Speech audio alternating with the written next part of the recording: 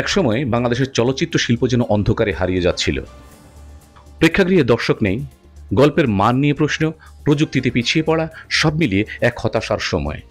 কিন্তু গত এক দশকে চিত্রনাট্য বদলেছে, খুলে গেছে এক নতুন দিগন্ত, উজ্জ্বল সম্ভাবনার আলো ছড়াচ্ছে বাংলাদেশি সিনেমা। নতুন প্রজন্মের নির্মাতারা সাহসী গল্প নিয়ে হাজির হচ্ছেন, স্বাধীন চলচ্চিত্র, সামাজিক ইস্যু, আন্তর্জাতিক কো প্রোডাকশন, অনলাইন প্ল্যাটফর্মের প্রসার দর্শকদের সামনে নিয়ে আসছে ভিন্নধর্মী কন্টেন্ট যা আগের প্রজন্ম কল্পনাও করতে পারেনি।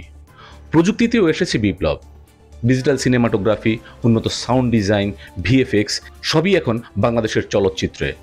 দক্ষ টেকনিশিয়ানরা আন্তর্জাতিক মানে প্রশিক্ষণ নিচ্ছেন, ফলে বড় পর্দায় দর্শক পাচ্ছেন চোখ ধাঁধানো ভিজুয়াল আর কানে মধুর সাউন্ড।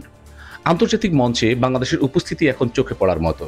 রেহানা মারিয়াম নূর থেকে শুরু করে অসংখ্য স্বল্পদৈর্ঘ্য চলচ্চিত্র বাংলাদেশি নির্মাতারা পৌঁছে যাচ্ছেন কানে, বার্লিনে, বুসানে।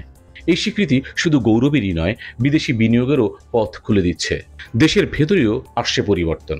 মাল্টিপ্লেক্স বাড়ছে, পুরনো হল সংস্কার হচ্ছে, ডিজিটাল প্রজেকশন ব্যবস্থার উন্নতি হচ্ছে, আর ওটিটি প্ল্যাটফর্ম এখন নির্মাতাদের জন্য নতুন বাজার। তবে সবই এখনও সহজ নয়। সেন্সরশিপের জটিলতা, পর্যাপ্ত তহবিলের অভাব আর আঞ্চলিক সিনেমার সাথে প্রতিযোগিতা এখনও বড় চ্যালেঞ্জ। তারপরও সৃজনশীলতা, প্রযুক্তি আর আন্তর্জাতিক সংযোগ মিলে বাংলাদেশের চলচ্চিত্রকে এগিয়ে নিয়ে যেতে পারে নতুন উচ্চতায়।